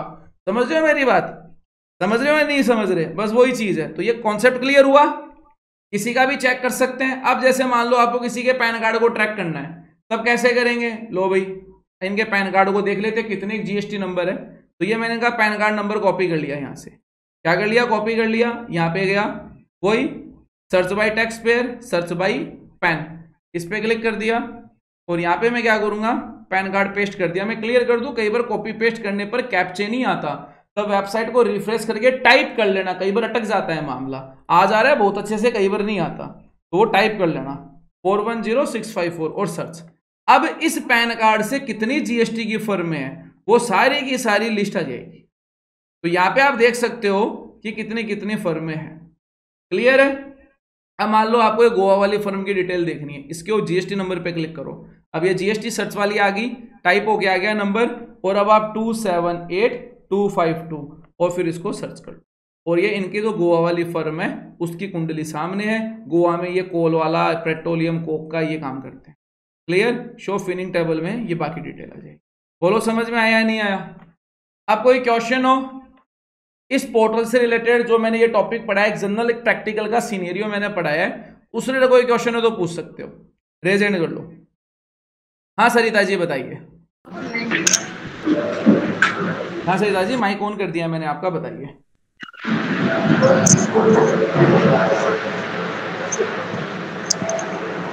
आई थिंक इनसे गलती से माइक ऑन हो गया लगता है, वॉइस नहीं आ रही इनकी। चलो मैं बंद कर देता हूँ। हाँ भाई किसी को कोई क्वेश्चन हो तो रेज हैंड कर लो। हालांकि काफी बेसिक चीजें हैं आज की, तो बाकी हो शर्माना नहीं है, आराम से पूछो, मस्त पूछो, कोई दिक्कत नहीं है। कोई ये मत सोचना कि ये सर ये तो बहुत ही छोटा क्वेश्चन है, पूछूं नहीं पूछूं। सवाल है, जवाब देने का कायदा टीचर का बनता है, तो वो पूछ लीजिए, कोई दिक्कत वाली बात नहीं।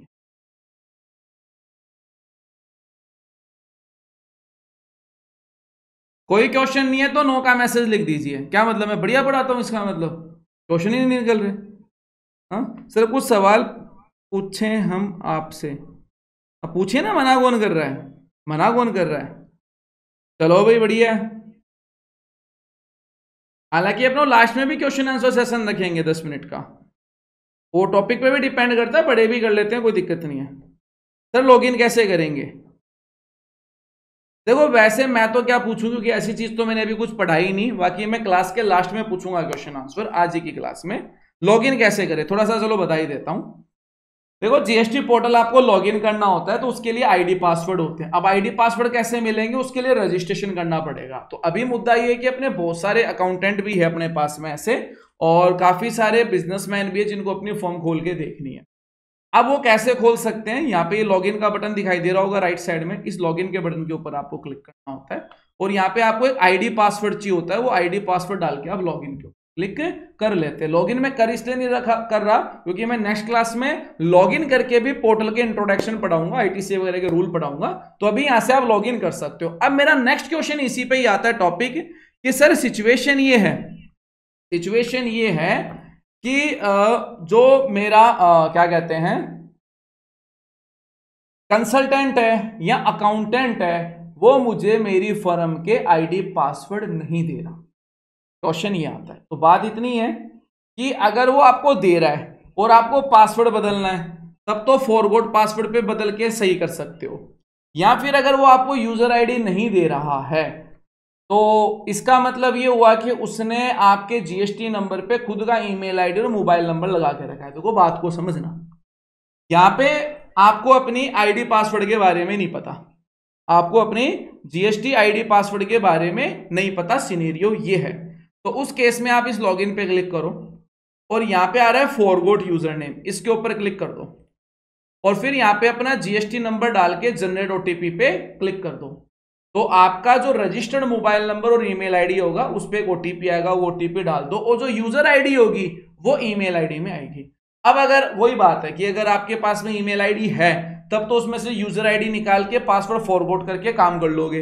अब आप बोलोगे सर वो ओटीपी भी अगले के मोबाइल नंबर पे आता है या ओटीपी मेरे मोबाइल नंबर पे आ रहा है लेकिन ईमेल आईडी सामने अकाउंटेंट या कंसल्टेंट ने लगा के रखी है और वो आईडी पासवर्ड नहीं दे रहा, अब क्या करें? और ना ही वो हमें डिटेल दे रहा, उसने साफ मना कर दिया। तो उसका सॉल्यूशन सुनो, क्योंकि ये क्वेश्चन मेरे पास में काफी ज्यादा आता है और मेरा जो नेक्स्ट क्वेश्चन है यानी जो मेरा नेक्स्ट टॉपिक है वो भी यही है स्लाइड का। देखो भाई सिचुएशन क्या है। अजय जय किशोर जी कितना ही ले लो, जितने स्टेट है ना भारत में वो सब जगह ले लो, कोई दिक्कत नहीं है। अब देखो ध्यान से, लेकिन रिटर्न सबके लिए पढ़नी पड़ेगी, ध्यान रखना, रिटर्न सबकी पढ़नी पड़ेगी, ध्यान रखना। अगला हमारा कॉन्सेप्ट क्या है कि सर जीएसटी पोर्टल में जीएसटी की आईडी और पासवर्ड में इश्यू आ रहा है, जीएसटी पोर्टल के आईडी पासवर्ड में इश्यू आ रहा है। पहला पासवर्ड नहीं पता फॉरगॉट कर लो, यूजर आईडी नहीं पता फॉरगॉट कर लो। लेकिन इन दोनों का सॉल्यूशन कब हो पाएगा? जब ईमेल आईडी और मोबाइल नंबर का आपके पास में एक्सेस होगा। अब इसमें दो सिनेरियो होते हैं। पहला, सर ये ईमेल आईडी और मोबाइल नंबर खराब हो गए, हमें पता ही नहीं कहां से ले गए। दूसरा, कंसल्टेंट नहीं दे रहा। शायद अगर आपको ध्यान हो तो आज से 15-20 दिन पहले, 1 महीने पहले मैंने एक वीडियो डाला भी था, देखा था क्या यूट्यूब पे? कि कंसल्टेंट या अकाउंटेंट आईडी पासवर्ड ना दे तो क्या करें? देखा किसी ने? यस या नो में बता दो। नहीं देखा हो तब भी कोई दिक्कत वाली बात नहीं है, मैं भी बताऊंगा ही। नहीं देखा, चलो कोई ना, सॉल्यूशन दे रहा हूं। सॉल्यूशन ये है कि पहले तो अपने अकाउंटेंट और कंसल्टेंट से कांटेक्ट कर लो और अपना बकाया पे करो। पहले बात तो किसी के भी पैसे नहीं रखने हैं, बकाया पे करो कंप्लीट। फिर उनको प्यार से बोलो कि सर अब हम खुद से ही काम करेंगे और बाकी कोई इश्यू आएगा तब हम आपसे कांटेक्ट कर लेंगे, तो प्लीज एकदम सज्जन तरीके से बी प्रोफेशनल, हमारा आईडी पासवर्ड हमें दे दीजिए। यकीन मानिएगा अगला दे देगा। पेमेंट क्लियर करना है, देखो इश्यू पेमेंट पे ही आती है, अगला आपको दे देगा, बात खत्म, क्लियर। अब दिक्कत क्या आती है कि वो आपको इग्नोर कर देता है, नहीं मैं तो नहीं दूंगा। तब उस केस में आप नॉर्मल नोटिस दें। नॉर्मल नोटिस का मतलब कोई वकील से नोटिस नहीं दिलवाना है, नॉर्मल जनरल, क्योंकि एक तो कॉल करके हम किसी को कहते हैं और एक लेटर भेजते हैं, फर्क पड़ता है। नॉर्मल अगले को लेटर दें नॉर्मल कि श्रीमान जी हमारे फर्म का आप काम कर रहे थे और ये हमारा पैन कार्ड है और ये प्रॉपर्टी हमारी है। देखो पहली चीज तो ये समझना कि वो फर्म पे पैन कार्ड आपका है, इसलिए वो आईडी पासवर्ड प्रॉपर्टी आपकी है, वो किसी और की नहीं है। वो प्रॉपर्टी किसकी है? सिर्फ और सिर्फ आपकी है। सिंपल लेटर दे, इसमें हमने रजिस्ट्रेशन करवाया था तो आपका जो भी बकाया है वो हमने क्लियर कर दिया है और आप हमें हमारे आईडी पासवर्ड दे दीजिए जिससे हम सुचारू रूप से हमारी फर्म, सिंपल भाषा में लिखना है, काम कर सके। अगर कोई और बकाया भी हो तो हमें बता दीजिए, हम आपका भुगतान कर देंगे और हमारी वर्किंग स्टार्ट हम कर सकें, काम हो जाएगा, कोई दिक्कत वाली बात नहीं है। फिर भी नहीं होता तो मैं तो ये कहना चाहूंगा कि आप उससे लड़ाई ना करें, उससे माथापच्ची ना करें, एक खुन्नस नहीं निकाले। खुन्नस सब समझते हो? अभी हमारे देसी भाषा में तो खुन्नस कहते हैं, उसको बोलते क्या है वैसे इंग्लिश में मेरे को नहीं पता। समझ तो गए ना? पूरे इंडिया के लोग समझते हैं। अरे वाह ग्रेट, मेरे को लगा खाली मेरी गली वाले लोग समझते हैं खुन्नस शब्द। तब ठीक है, फिर तब ठीक है। ठीक, एक आपको छोटा सा मैं किस्सा सुनाता हूं, 1 ही मिनट का, ज्यादा बड़ा नहीं है। कल मेरे को धोखा हो गया। हुआ ये कि मैं एक स्कूल में पढ़ता था, कहने को तो इंग्लिश मीडियम ही थी लेकिन अब लग रहा है कि वो भी मेरे जैसे ही थे। तो मैं नॉर्मली रबर बोलता था, रबर। तो टीचर ने काफी बार मेरे को पीटा स्कूल में, बोला कि कहीं रबर नहीं होता, इरेजर होता है, इरेजर। मेरे को कल पता चला रबर वर्ड भी इंग्लिश का ही है, ये यूएस इंग्लिश का है और ये इंग्लैंड की इंग्लिश का है। खाली फोकट डंडे मार दिए, बोला इंग्लिश में ही था मैंने। तो ये भी एक सिनेरियो है। चलो ठीक है, कोई बात नहीं, खुन्नस शब्द आपके समझ में आ गया। तो मेरा कहने का मतलब ये है कि आपको खुन्नस नहीं निकालनी। काफी स्टूडेंट मेरे को बोलते हैं सर मैं सीए पे एफआईआर दर्ज करा दूंगा, मेरे को आईडी पासवर्ड नहीं दे रहा। मैं यार तो काय लफड़े में पड़ रहा है, तेरे को तेरी फर्म का तेरे से काम करना है या किसी से भी करवाना है, जो भी करना है, बिना फालतू के लफड़े में मत पड़। तू बिजनेसमैन है तो बिजनेस करने पे ध्यान दे, क्योंकि एफआईआर कराना, किसी की कंप्लेन वगैरह करना, ये मैटर आसानी से कंट्रोल में नहीं आते, इनके मैटर बढ़ते ही हैं। तो सबसे अच्छा तरीका ये है कि आप जीएसटी डिपार्टमेंट में विजिट करो। आपकी सिटी का जो भी जीएसटी डिपार्टमेंट है, नियरेस्ट जीएसटी डिपार्टमेंट, वहां पे काफी सारे ऑफिसर्स बने हुए होते हैं। आप सिंपल अनजान खुद इंडिविजुअल जाओ, आएगा नहीं कोई आपको। आप सोचते हो, कई लोग होते हैं यार जीएसटी डिपार्टमेंट में चला गया, जीएसटी ऑफिस में चला गया, पता नहीं क्या हो जाएगा, वो मेरे को बोलेंगे कि तेरा अकाउंट लेके आ, वो लेके आ, तुझसे क्या कराया, वो क्या। अरे कुछ ही नहीं होगा, उनको मतलब ही नहीं है। उनको मतलब, आपको सिंपल जाना है, वहां पे गए, कुछ ही नहीं पता आपको, कुछ भी नहीं पता। जो तुम्हें पहला व्यक्ति दिखे उसी से पकड़, उसी को पकड़ना, श्रीमान जी मेरे को मेरे जीएसटी पोर्टल पे आईडी और मोबाइल नंबर और ईमेल आईडी चेंज करवाने हैं। वो बोल देगा 3 नंबर में जाओ, 4 नंबर में जाओ, 5 नंबर में जाओ, पहुंच गए ना। वहां पे आप श्रीमान जी ये कराना है, वहां पे या तो वो बोल देगा एप्लीकेशन लिख के दे दो, या वहां पे फॉर्मेट होता है, जैसे बैंक में फॉर्मेट नहीं होता क्या, वैसे वो आपको पकड़ा देगा।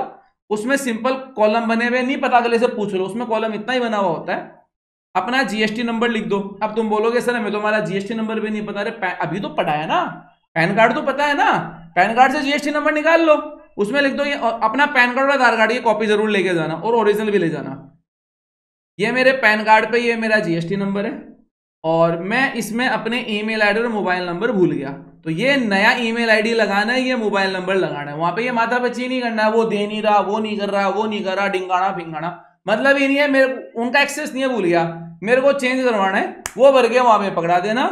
3 से 4 दिन के अंदर आपके उस नए वाले ईमेल आईडी और मोबाइल नंबर पे मैसेज आ जाएगा कि अब आपके ये चेंज हो गए हैं, फिर अपना काम करो ना, मस्त, बात ही खत्म। लोड गए, समझ में आ गई बात।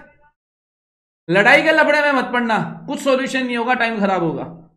तो इन जनरल अब मैं क्वेश्चन आंसर लूंगा आप लोगों से। ये समझ में आ गई बात, यस या नो में बताओ, ये बात समझ में आई या नहीं आई?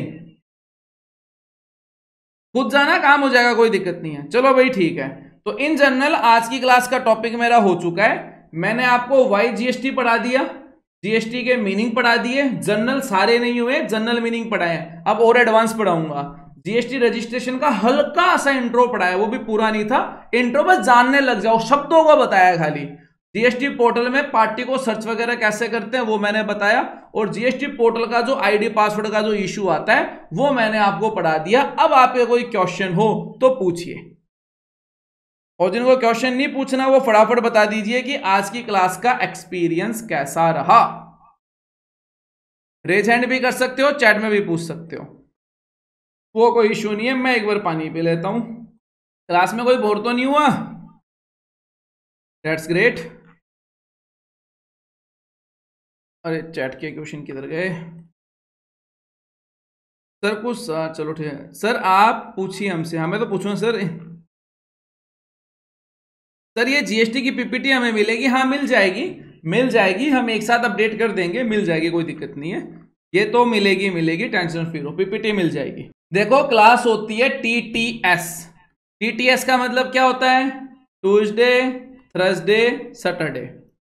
इसका असाइनमेंट देखो वैसे तो अपलोडेड है, ऐप में सारे असाइनमेंट अपलोडेड है, लेकिन उनको एक बार डाउनलोड मत करो, क्योंकि अभी आपको पता नहीं है वो असाइनमेंट सॉल्व कैसे करना और उसका करना क्या है। तो अभी 3 से 4 क्लासेज हो जाए फिर अपने असाइनमेंट शुरू हो जाएंगे, तब मैं बता दूंगा ये जो टॉपिक मैंने पढ़ाया इसके लिए ये असाइनमेंट है और उसको ऐसे सोल्व करना है। अभी वो मटेरियल पढ़ा है उसको पढ़ रहने दो, मत छेड़ो, डाउनलोड करते भी हो तो कर लो, लेकिन वो समझ में नहीं आएगा, मेरा तो मानना यही है। सर अदर स्टेट से जीएसटी लगा लेने, देखो मेनली मैं यही कहूँ, देखो जया किशोर जी जीएसटी रजिस्ट्रेशन में डॉक्यूमेंट वही लगते हैं जैसे बाकियों में लगते हैं, और बाकी में जब जीएसटी रजिस्ट्रेशन का टॉपिक अच्छे से करा दूंगा तो और अच्छे से क्लियर हो जाएगा। और आपको अर्जेंट ही करना है, नहीं होगा पता हो मंडे को रिकॉर्डिंग सारी अपडेट हो जाएगी प्रीवियस बैच की, तो उसमें जो जीएसटी रजिस्ट्रेशन की क्लासेज आप वॉच कर लेना, आपका डाउट वहां पे क्लियर हो जाएगा। और कोई इशू हो तो ग्रुप चैट यूज कर लेना, वो कोई दिक्कत नहीं है। चलो भाई ठीक है, ठीक है ठीक। और कोई क्वेश्चन भाई? क्वेश्चन नहीं आ रहे भैया आज तो, क्या बात है। अब वैसे भी तो कोई टॉपिक कभी खास हुआ नहीं, ये तो नेक्स्ट वाले में आएंगे। नेक्स्ट वाले में क्या पढ़ेंगे बता देता हूँ, हिंट दे देता हूँ। अगली जो अपनी क्लास होगी नेक्स्ट, उसमें आगे के जीएसटी मीनिंग पढ़ेंगे, जैसे ये एग्जाम्प्ट सप्लाई वगैरह क्या होती है, taxable, invoice value, nil rated, zero rated, returns, है ना, वो हम पढ़ेंगे। और फिर पढ़ेंगे आईटीसी, इसमें आएंगे बहुत सारे क्वेश्चंस, है ना, बहुत सारे आएंगे। चाहे जितने करो, चाहे जितने करो, चाहे जितने बिजनेस के, चाहे जितने जीएसटी लो, कौन मना कर रहा है? अंबानी जी के देखे नहीं थे क्या अभी? अडानी का मैंने सर्च करा, अंबानी का आप कर लेना। चलो भाई ठीक है, फिर क्वेश्चन नहीं आ रहे तो उस केस में फिर मैं क्लास को एंड करता हूं। तो ठीक है भाई, तो गुड नाइट कर लें। मतलब वैसे तो अभी कौन सोएगा, 8:30 ही बजे हैं, फिर भी एक जनरल कर लेते हैं। फिर भी रिकॉर्डिंग देखना, कोई डाउट हो तो नेक्स्ट क्लास में पूछ लेना, कोई दिक्कत वाली बात नहीं है। तो चलो भाई ठीक है, गुड नाइट, मिलते हैं नेक्स्ट क्लास के अंदर।